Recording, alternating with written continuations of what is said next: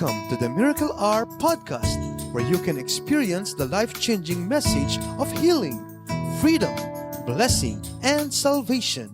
As God's end-time prophet and apostle shares to you the heart of the Lord, here's our host, Apostle Renato D. Carillo.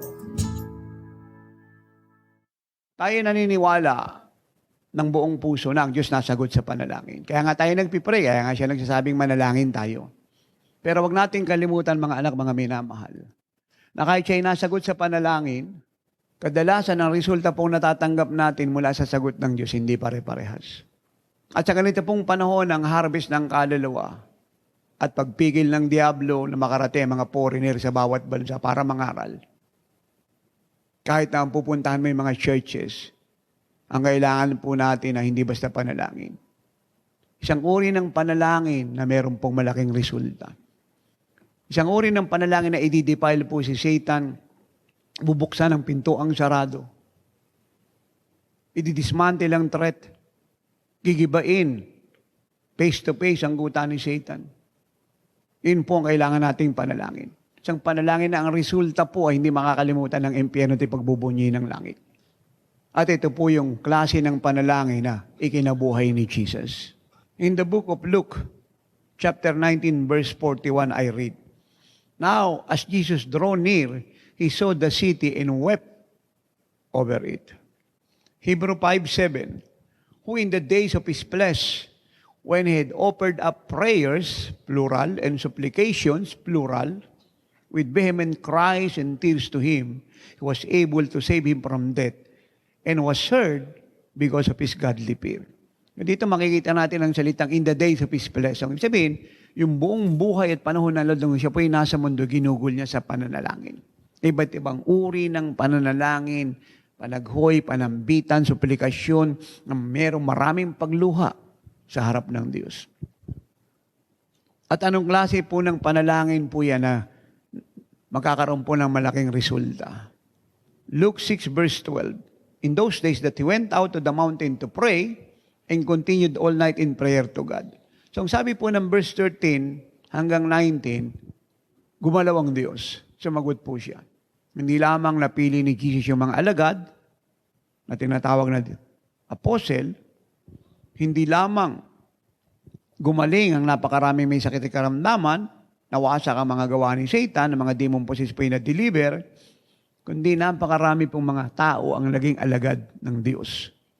So meaning to say, yung resulta po, napakalaki. Ano pong klase ng panalangin ang ginamit ng Lord? At siya po'y nagkaroon ng great result. Not only result, great result. Ano pong klase ng panalangin yun? Ito po siya. And he prayed to God the whole night. Dito po sa New King James Version ang sabi, and continued all night in prayer to God. Magdamag po siyang nanalangin. Anong klase po ng panalangin ang meron pong great result? Earnest, prevailing prayer. Ito lang po ang klase ng panalangin na makakaroon ng great result. Wala na pong ibang klaseng panalangin. Para maging mas malinaw po ito, tingnan niyo si tatay. Di ba may mga naliligtas naman, pero minsan 10, 15, 20. Sa iba, libo-libo. Sa iba, daang-daang libo. So, bakit may pagkakaiba ng bilang pareha silang nanalangin? Kasi itong nakakuha ng daang-daang libo ng mga kaluluwa at mga ani ng kaluluwa, sila po yung nanalangin ng intense, prevailing, earnest prayer. Kaya yung prayer nila merong great result. So mga ito, nanalangin din, pero yung resulta ko konti. Kasi hindi nga yun yung kind of prayer na pinag-pray nila na dapat merong great result. Para itong pagbibigay yung iba may blessing, pero 80%, yung iba 100%, iba 1,000%. Parehas nagbibigay, pero hindi parehas ng binibigay. Parang pag-aayuno yan, iba nag-aayuno ng 4 na araw, iba 40 araw. Para sila nag-ayuno, merong resulta yung 4 na araw, pero maliit. Pero yung 40 days, malaki. Yan po ang ibig kong sabihin. Luke 18:1-8. Ano po yung prayer na merong great result? Ito po siya. Verse 6. Luke 18. "Then the Lord said, hear what the unjust judge said, and shall God not avenge his own elect who cry out day and night to him, Yan po yung panalangin na mayroong malaking resulta. Yung nananalangin araw at gabi, gabi-araw, araw at gabi, nabubuhay sa pananalangin araw at gabi. Anong tawag doon? Intense, earnest, prevailing prayer. Exodus 17:8-13, alam natin istorya. Nakidigma si Joshua laban sa mga Amalekite sa bundok ng Rephidim. Umakyat si Moses sa taas, kasama si Aaron at saka si Hur. At habang nananalangin si Moses, panalo si Joshua. Pag walang prayer si Moses, talo si Joshua. Learn from this truth. Pag walang panalangin, talo si Joshua. Pag may panalangin, panalo si Joshua. So maliwanag na ang tagumpay ni Joshua ay wala doon sa armas niya at galing niya sa pakikibaka. Kumbaga sa panahon natin yung pinag-aralan, position, movement, coalition, wala po ron. Nasaan? Nasa panalangin. Nasa intercession ni Moses. So nung walang prayer si Moses na inoffer, talo si Joshua. Nung nanalangin si Moses, panalo si Joshua. Huwag natin kalimutan yan. Ganyang kaimportante ang prayer at maunawaan natin kung anong panalangin. At ang makita ni Aaron at ni Hur na napapagod na si Moses para manalangin, so tumulong sila. Hindi lamang nila pinuupo si Moses sa bato, kasi nangangalay na si Moses eh. Hinawakan nila yung kamay ni Moses at itinaas. 3 na po sila ngayon na nagpipray. Kaya ano po ang sinasabi nito? Tagumpay si Joshua pag may prayer. Pag wala, talo siya. At nalupig ni Joshua yung kaaway nila, na-wipe up po yung Amalekite, dahil hindi na lang nanalangin si Moses ngayon, sumama na si Aaron at Hur. At silang lahat ay hindi tumigil manalangin hanggang magapi ni Joshua ang kaaway. Prevailing prayer. Totoo naman na nanalangin ng church. Tagal na yan, di pa tayo naboborn again, nanalangin ng church. Kaya lang, yung kuta ng diablong nawawasak niya, konti, ilang porsyento lang. Unlike kay Jesus, buo. Ang pagkakaiba kasi yung klase ng panalangin. Hindi prevailing, hindi malalim. Yung iba nagpipray sa iba't ibang fellowship, 1 oras, may prayer meeting sila, overnight, 2 oras. So may sagot po, may resulta, napakaliit. Pero pag nanalangin ng church ng gusto kagaya ng tinuturo ko sa ehemplo ni Jesus, magdamagan, buhay yung pananalangin, sama-sama, walang tigil, malaking resulta makukuha natin. Kaya sa mga bayan natin, dapat lahat ng mga anak natin sa chapters, nagpipray lahat yan.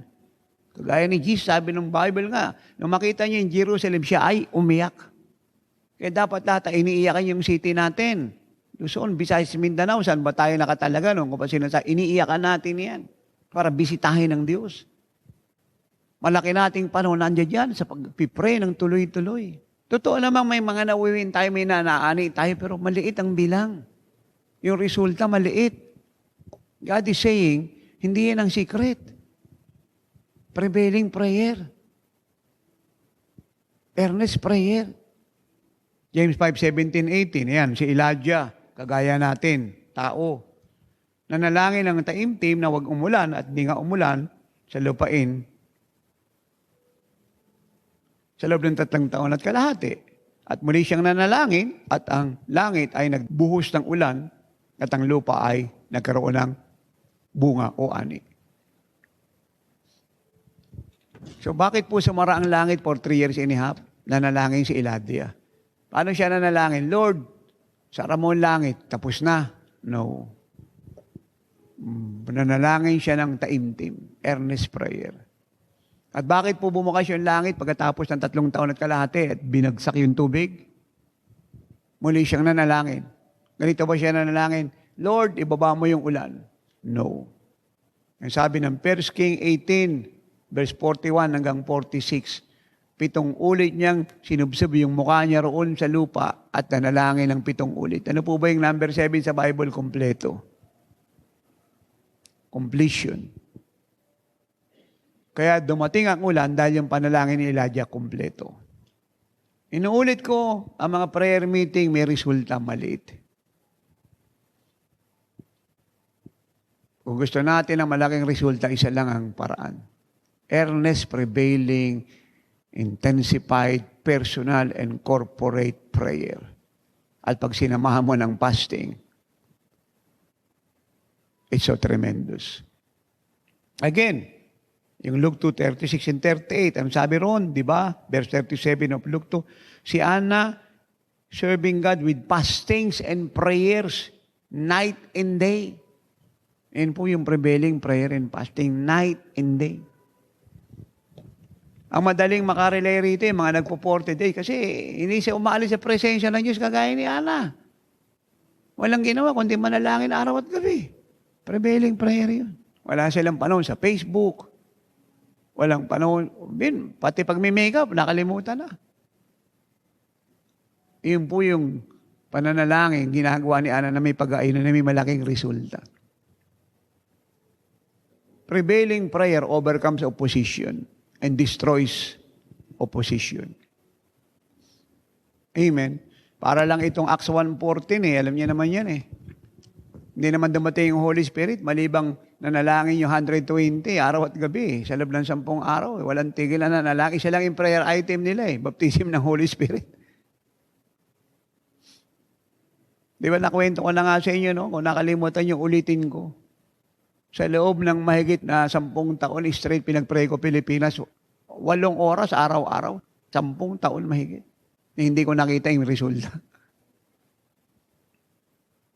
Nakala ko dadating na yung revival no, sa buong Pilipinas, 10 taon hanggang naging 20 taon, hindi ko pa nakita. Pero grabe yung prayer ko. Paano ko, hindi pa ako nagpipray noon. Hindi rin ako nakalabas. Kailangan mo na kasi pagtagumpayan mo yung harang ng dyablo sa buhay mo para mailabas mo yung iba na binibiktima ng dyablo.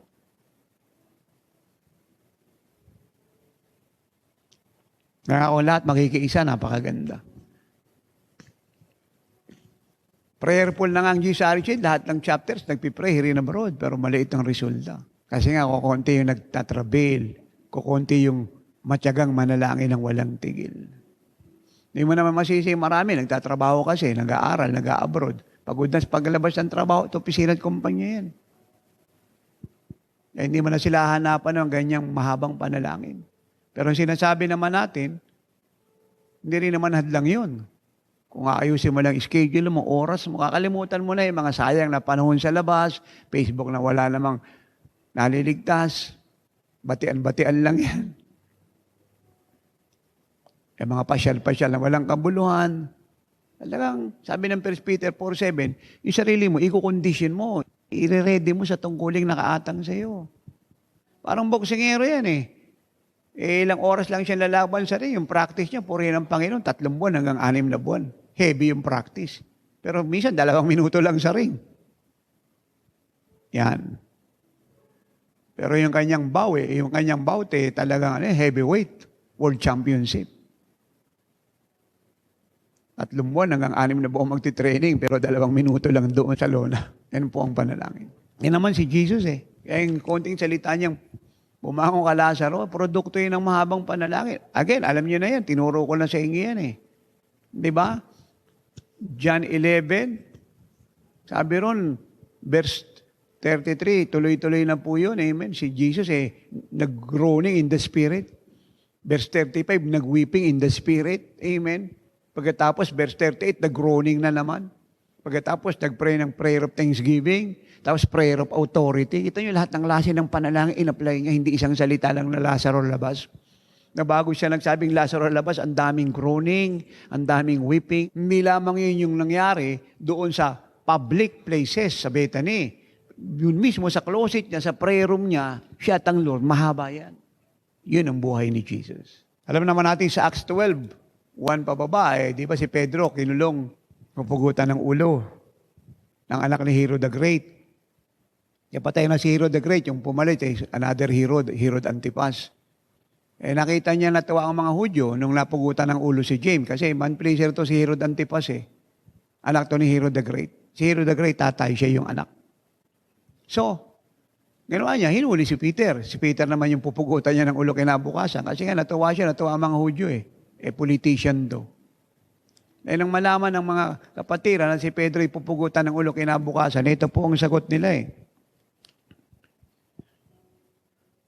Acts 12 verse 5, Peter was therefore kept in prison but constant prayer but constant prayer was offered to God for him by the church. At alam naman natin istorya, grabe po yung deliverance ni Peter. Nagpadala ang Diyos ng angel. Pinatulog yung mga gwardya. Yung angel yung nagkalag ng kadenang bakal sa paa niya. Amen? Yung angel nagbukas ng pintuan. Ano pong reason bakit nakalaya si Peter sa kamatayan? Constant prayer ng church. Marami pong taong nagpipray. Sabi na Acts 12, verse 19, maraming tao sa bahay nila John Mark. Nagpipray, buong magdamag. Isa lang ang item, si Peter lang. Siya lang ang iniyak. At si Peter ay type ng isang city na bound ni Satan. Siya ay type ng isang pamilyang kontrolado ni Satan. Type ng isang pamunuan, eskwelahan, barangay, munisipyo, baryo na kontrolado ni Satan. Isang bansa na kontrolado ni Satan. At ang tanging deliverance ay constant, earnest, prevailing prayer. Now, question. Why earnest, prevailing prayer? Number one, because of the degree of Satan's work. Dahil po doon sa lawak ng gawa ni Satan, sa laki ng kontrol ni Satan. Amen? Lagay natin yung issue ng Mindanao. Marami naman nagpipray sa Mindanao, pero yung Mindanao hindi pa malaya kasi yung kontrol ni Satan malawak. At yung na-cover ng prayer ng mga anak na yun sa Mindanao, maliit. Amen? Yan ang ibig sabihin. Ganon din sa Luzon, sa Visayas. Because of the degree of Satan's work. Kaya yung degree ng gawa ni Satan at yung kanyang pandaraya at pagbibilanggo sa mga tao ay malaki. Dapat yung panalangin natin mas malaki sa gawa niya. Second, because of great needs. O yun, magdamag si Jesus na nalangin kasi maraming needs eh. Ang daming tao sumusunod sa kanya at nag-aantay libo-libo. Amen? Maaring 20,000 yan to 50,000. Yan pong sumusunod sa Lord. Wala nga ang figure eh. Pero libo-libo po yan. Kaya siya nag-pray ng magdamag. At hindi lang magdamag siya nanalangin. Prior to that, wala siyang tigil na nagpipray. Pero dito sa magdamag na pananalangin sa bundok, ang issue niya lang ay yung mga tao nag-aantay sa kanya sa ibaba ng bundok. So specific. Ganito natin ito ilagay para maunawaan yung anniversary natin. Full blast tayo sa anniversary. Prayer, giving, trompa. Pero ano yung una? Prayer. Dahil maraming aatin, maraming may karamdaman. Hindi po pwedeng yung ating pananalangin mas mababa sa pangangailangan ng mga tao. At pagkatapos, hindi tatay magturo dito paglinggo, mini-meeting ko mga staff. Saksi silang lahat. Linggo-linggo yan. Ang issue namin, prayer lang. Walang evangelism, walang trompa. Wala lahat patungkol sa anniversary, maribang lahat tayo maglunoy sa panalangin. Lahat. Ayong ipagwalang bahala ang pagdalo ng mga tao. Alam ng Diyos yang na kahit gusto ko magpahinga, nagpipray ako, kahit naliligo ako, nagtatangs ako. Kahit kumakain ako, nagyuyuko ko ng ulo, umiyak ako, nagpipray ako. Hindi naman lalakad yung mga tao rito, ang dami na naka-wheelchair, nagtatayuan dito, kita niyo mga testimony na mga instant miracle. Kasi yung degree ng panalangin, sobrang laki, sobrang lawak, sobrang taas. At yung needs nila lumabas na maliit sa dami ng prayer na inoffer. Kaya nga ang lagi kong sinasabi, mabuti lang sumobra ng panalangin kaysa kulangin. Kasi pag kulang prayer mo, ang sagot maliit, yung miracle mababa. Yung presence ng Diyos, mahina. Nung dumating yung revival ng mga unang panahon, yung mga pare nagmimisa, napabaptize ng Holy Spirit sa simbahan. Dahil pinag-pray ng mga revivalist at mga pare nakukonvert. Mga Muslim ngayon, totoo po ito, prophecy ko to.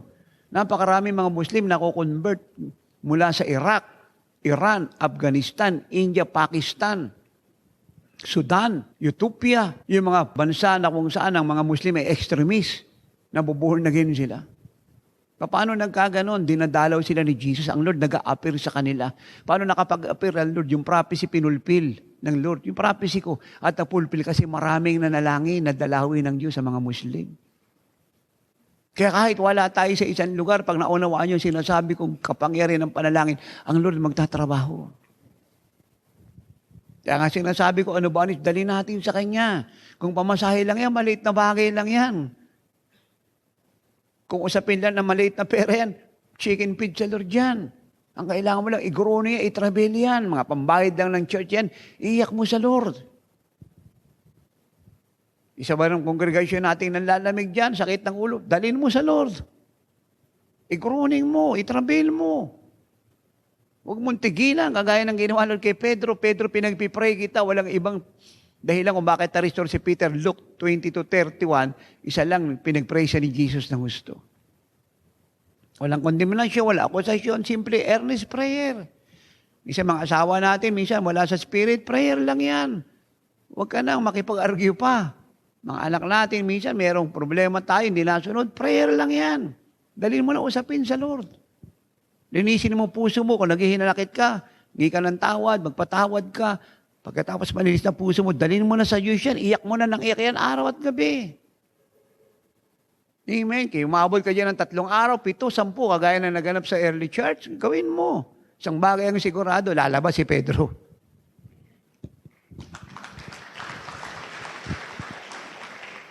Ayun ang ibig sabihin ng have faith in God eh. Ako, galing ako sa kalsada. Wala akong kasama.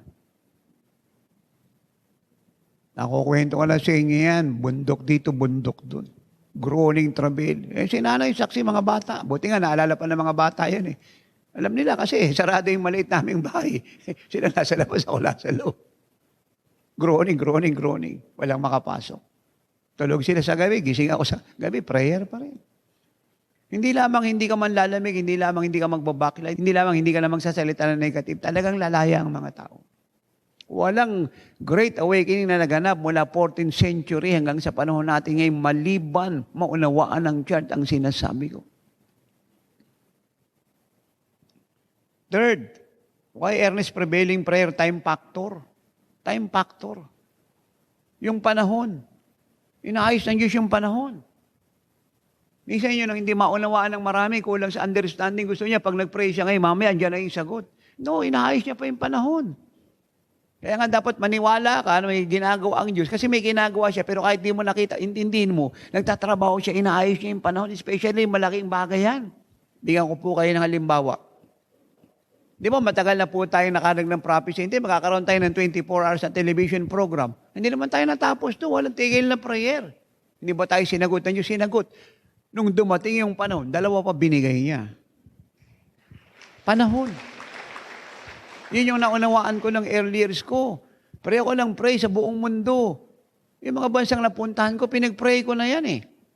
Doon ko dinala yan sa may Ateneo. Doon nga, tahanan ng mga pare. Di ba, may mga puno nga doon. O doon ako. Gabi, doon ako, nag-groan yung mga pare doon, nagtatatakbo kasi wala naman tao. Yo. At nung bumalik ako, putol na yung mga puno eh. Totoo po yun. Nakita ko sarili ko na biyahe sa buong mundo. Prayer. Hinanda ng panalangin yung pagdating ko. Nilagay ng Diyos sa panahon.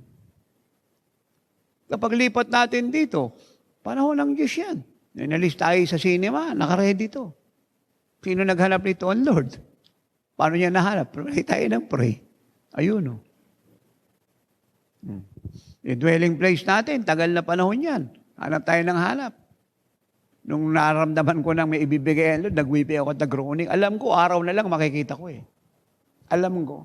Kasi nakabuon sa spirit mo. Naalala ko si Evan Robert eh. 13 years siya nag-pray ng revival sa Wales. Part siya ng UK. Walang oras po yun. 13 years. Straight. Para sa bisitasyon ng Diyos sa Wales. Sabi ng Holy Spirit, huwag kang mainip, malapit na. So yun yung sinasabi ko sa inyo, nung lalabas na dwelling place, makikita ko, alam ko. Yun yung sinasabi ng Bible sa Luke, to alam ni Simon, na makikita niya na si Jesus. Alam ni Ana, makikita niya na si Jesus. Yung tagal ng pananalangin at pag-aantay, ginantimpala, sinasabi ng Holy Spirit, makikita mo na siya. Dumating yung revival sa Wales. Sabi ng Holy Spirit, Evan, just wait for many days. You will see the greatest awakening in Wales. Kaya nga ang tawag Wales Revival eh. It happened simultaneously nung Azusa Street. 1904 to hanggang 1906 up. Azusa Street, 1906 yan eh. Lahat yun, nadaanan ni Smith yun. Kasi taga-UK si Smith, taga-London. Amen. Alam niyo kasi, yung pananalangin, nilalagay tayo sa panahon ng Diyos eh. Kaya para wag kang mainip, mag-pray ka, mag-groaning ka. Kung hindi ka marunong mag-pray sa tongues, hindi, kunin naman yung libro dyan at booklet na The Blessings of Praying in Tongues. Pray ka ng pray. Andun ako sa hotel, tuwan-tuwa ako. Grabing prayer ko, naalala ko yung prayer ko ng early release ko, no? Yung puro tongues, ito naman, iba naman to. Kasi lahat ng language may pagpipray mo, pero ito bago. Kinuwento ko nga kay nanay eh. Sabi ko doon sa hotel, no? Kasi yung room ko, nasa sulok eh. Doon ako sa 9th floor eh. Hindi ako maririnig. Pero kung meron akong katabi, talagang hindi makakatulog yun. Amen? Kasi, siyempre, hindi mo mapipigil weeping dito. Kahit anong gawin mo, talagang. Kung gaano kalaki yung burden, yung visitasyon ni Diyos, ganun kalakas yung iyak mo. Ito yung prayer ko ron. Natatawa nga ako, sabi ko, Lord, ano ba to? Sabi ko, Korea. Hindi ko pinagpipray yung South Korea. Pero yun yung tongues ko. Korea. Puro ganon. Ang tagal po nun. At maya-maya, sumabog na sa spirit ko po yung malakas na joy. Yung ganyang klaseng pala, ito sa joy. Talaga ikaw mismo, i-enjoy mo siya. Hindi siya boring eh. Alam niyo kung bakit boring ang prayer sa marami? Kasi nakaka-boring ka mag-pray. Ulitin natin ha. Kung bakit boring yung prayer sa marami? Kasi nakaka-boring ka mag-pray. Mag-thanks ka na mag-thanks. Minsan Chinese yan. Minsan hapon naman yan. Paano ka mabuboring no? Pero mo, dami mo ng language ngayon. Minsan German, Korea, chuk. Minsan Ilocano, kabsat. Hindi, totoo po yun, matatawa ka rin habang umiiyak ka. Kasi iba-iba eh. Pero yung joy na yun, answers prayer yun. Hindi yung joy na disrespect sa Holy Spirit, talagang yun siya. Amen? Minsan naman, kala mo, taga Cebu ka, unsa lagi, dung. Totoo po yun. Very joyful. Hindi talaga boring. Kung bakit naboboring yung marami, hindi nga siya marunong mag-pray eh. Hindi baptized ng Holy Spirit yung pastor. Puro theology yung bishop. Tinuro mag-pray ng malalim yung congregation. So, boring talaga yan. Kaya ano nangyari sa prayer meeting? 1 hour and a half, 7 to 9. Yung 7 to 9, kasama yung kain doon. Kasama yung tsaa, para wag antugin. Kasama yung kape, kasama yung pandesal. Amen? Ano nangyari sa marami nagpi-prayer meeting? Siya nga po, Diyos ko. Nakaka-boring yun. Iba tulog. Sabi mo sa katabi mo, lakasan mo, iba tulog. Time factor. Ang Pilipinas, hanggang hindi natin binibitiwan. Ngayon pa tayo mag-give up, isang hakbang na lang. Ang Pilipinas, taga-oras na ng himala.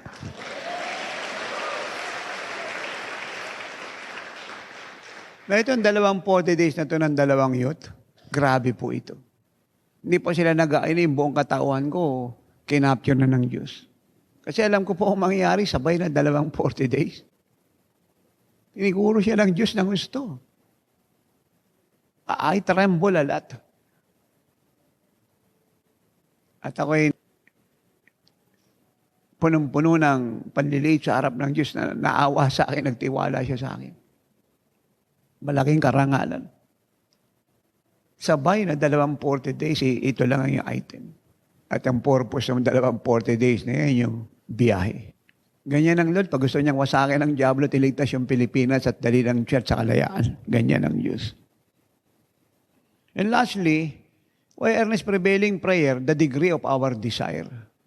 Actually, yung desire natin sa Lord yan eh. Desire ng Holy Spirit yan. Yung degree. And di ba, minsan nakakadama tayo ng burden. Hindi naman atin yung kanya yun eh. Yung iba, yung burden malaki. Yung iba, yung burden maliit. Pag malaki yung burden nilagay ng Holy Spirit sa heart mo, nangangailangan niya ng malalim, maalab, maapoy, tuloy-tuloy na panalangin. Yung degree ng burden. Yung laki ng burden nilagay ng Diyos sa Spirit mo, hataking ka nun. Kaya malaking desire ni Anang makita ang Lord at saka yung freedom ng Israel. Kaya walang tigil ng prayer and fasting. Nung mabiyuda, hindi na nag-asawa. Amen.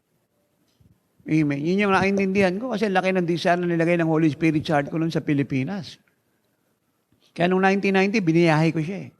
Kasi na-accomplish na siya. Sa maiksing panahon kita mo kung hindi ka apostol, walang ganong tawag eh. Na-born again ako 1986. 1992, buong Pilipinas, nililibot ko. Tinuturoan ko mga pastor. Pag kinumpute nyo po yun, 6 na taon pa lang ako sa Lord. Pero ako speaker ng mga pastor. Anong mararating mo sa 6 na taon? So kung hindi ganun kabigat ang tawag ko bilang apostol, di ganun kabigat yung prayer ng Holy Spirit sa buhay ko, hindi ko magagawa yun. 1992, nagtuturo ako sa Broadway Convention, puno po yan. Ilang taon na ako sa Lord noon? 6. 1986 ako na born again. 1992, ito na ako. Tinuturo ako mga bishop, mga theologian, mga doctorate. Hindi nyo ba naisip?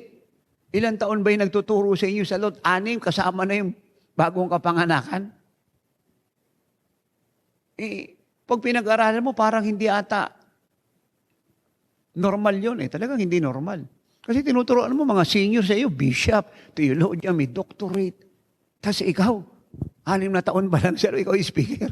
Nilibot mo buong Pilipinas. Kaya hindi pwedeng i-deny ng Diablo, tinawag akong apostol Kasi kung hindi ka apostol, hindi mo magagawa yun. At kung hindi ko kinabuhay ang prayer life ni Jesus, hindi ko magagawa yun. Yung preparation ko, napakabilis. Yung ginawa sa life ko, napakabilis.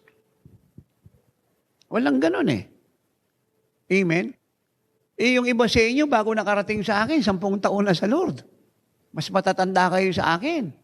Ako, 6 na taon pa lang, kasama yung experience ng born again. Alam, mararating mo nun. Tapos walang movement, walang coalition, walang Bible school. Ano yung offer ko? Pero yung tinuturo ko, puro revelation, kita niyo naman yung glory. Ano ang naging factor? Desire to pray. Pinirepare ako ng Lord. Walang ganun Sabi ko, may magsusulat ng biography ko. Iba unique. 6 na buwan ako sa Lord, nagtuturo ako. 9 na buwan ako, nabiyahe ko. 1 taon na ako sa Lord, purihin pa yung mga demonyo, nagtatakbuhan. Hindi na alam kung anong gagawin. Iba nagsiseminar pa, nag-aaral pa ako, ginagamit mightily. Ano yung divine difference? Relationship sa Lord, communion, a life of prayer. Talagang buhay na sinurrender, sinuko. Hindi naman ako ng problema mamatay sa sarili ko, sa siyang dumating At yung kamatayan, kagalakan. Hindi ko naman magagawa yung manindigan sa Lord. At si nanay, wag piliin, malibang malalim yung karanasan ko sa Lord. At yung uri ng pananalangin ko, malalim. Paano ka maninindigan ng malaki sa Diyos kung yung karanasan mo mababaw? At yung surrender ng buhay mo, 50%. Hindi mangyayari yun. So yun yung 4 na reason And I close. Let me repeat. Why earnest prevailing prayer? Because of the degree of Satan's work. 2, because of great needs. 3, because of time factor. And lastly, the degree of our desire. The Holy Spirit desire. And I close. Luke 22:44. And being in agony, he prayed more earnestly. Then his sweat became like great drops of blood falling down to the ground. Sino po ang tinutukoy dito? Si Jesus. Alam niyang papunta siya sa cross. Pero imbis na siya po yung mag-back out, ang ginawa niya, nanalangin ng taimtim na maganap ang kalooban ng Diyos.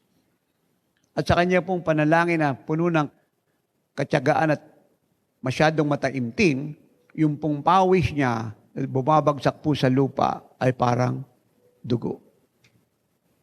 Ito po, prevailing prayer. Ang unang-unang in-overcome ni Jesus dito, yung sarili niya.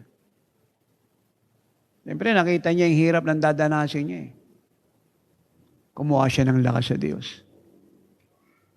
Kaya ang sabi ng susunod na verse, pagkatapos nito, verse 45, dumating ang mga angel and comfort him. Earnest prevailing prayer is the kind of prayer that will bring the greatest manifestation of God's incredible glory, power, and miracle to the church. And through the church, the world will see, hear, and experience God's visitation to her salvation that have never happened before since the world were created. So ito pong earnest prevailing prayer ang magdadala ng isang karanasan sa sangkatauhan na magmula na siya po ay maging mundo ay hindi niya pa nakita, hindi niya narinig, at hindi niya naranasan. Ngayon palang magaganap sa kanya. At ang tanging solusyon, susi, paraan, isa lang. Earnest, prevailing prayer. At yan po'y tinatawag nating living like Jesus prayer, intercession. Kaya, ang kinabukasan ng Pilipinas, Asia, buong mundo, at pagkabuhay na maguli ng church, ay nasa kamay ng mga living like Jesus intercessors. Dinalaw ako ng ladong nakalipas, ang sabi niya, anak, sa huling gusto ng mundong ito, nagtatayo ako ng mga intercessors. At sa buong mundo, ginagather ko sila. Meaning to say, kung meron pong 240 plus na bansa sa buong mundo, sa bawat bansa, nagtatayo siya ng intercessor para manalangin sa bawat bansa na gusto niyang bisitahin. Tumatawag po siya, pinagsasama-sama niya. He raised up and He gathered them. Ganyan kahalaga sa Diyos na maunawaan natin ng church. That only an earnest, prevailing, intensified praying like Jesus, will have a great result. And will accomplish the very purposes, the very plan of God for every nation. And by the grace of God, buhusan niya po tayong lahat ng Espiritu ng pananalangin na ang buong GCI Shield manalangin araw at gabi. At iyakan natin ang ating mga bayan. At isang araw yung iniiyakan natin, papahiran tayo ng luha dahil silang lahat ay sasama na sa atin. Magtaas po tayong dalawang kamay. Aray pong salamat, mabuting Ama. Tinuro mo po sa amin ang uri ng pananalangin na mayroong malaking resulta. At magiging daan ng pagbabago ng bansang ito at buong mundo. Una sa lahat ng iglesia at magdadala ng the last greatest awakening, apostolic revival. Maraming pong salamat. Inagay mo sa amin ang espiritu ng pananalangin.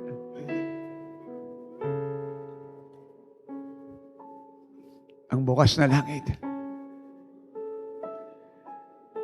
Holy Spirit, have your way night and day. Lead us in prayer. In tongues, in understanding, with all kinds of prayer in the Spirit, with weeping, groaning, crying, in supplication, in earnest travail, that we have never have prayed before. Yes, Lord.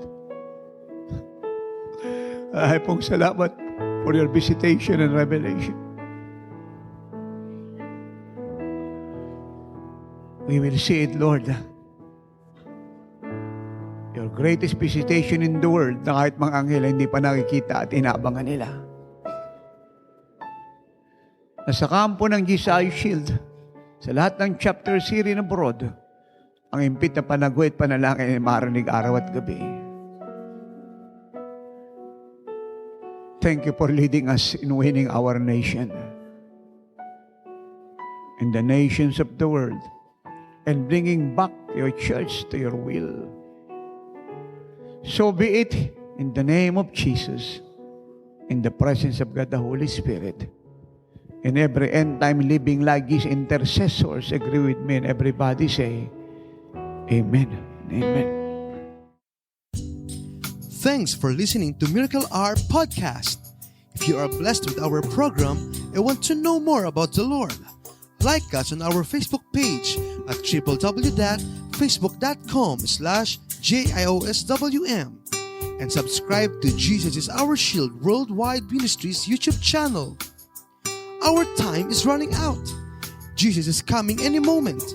Apostle Renato D. Carrillo is mandated by God to bring the church to its full potential and to live like Jesus. Have a part in this end-time move of God. Pray, fast, and give to the work of the Lord. To God be all the glory.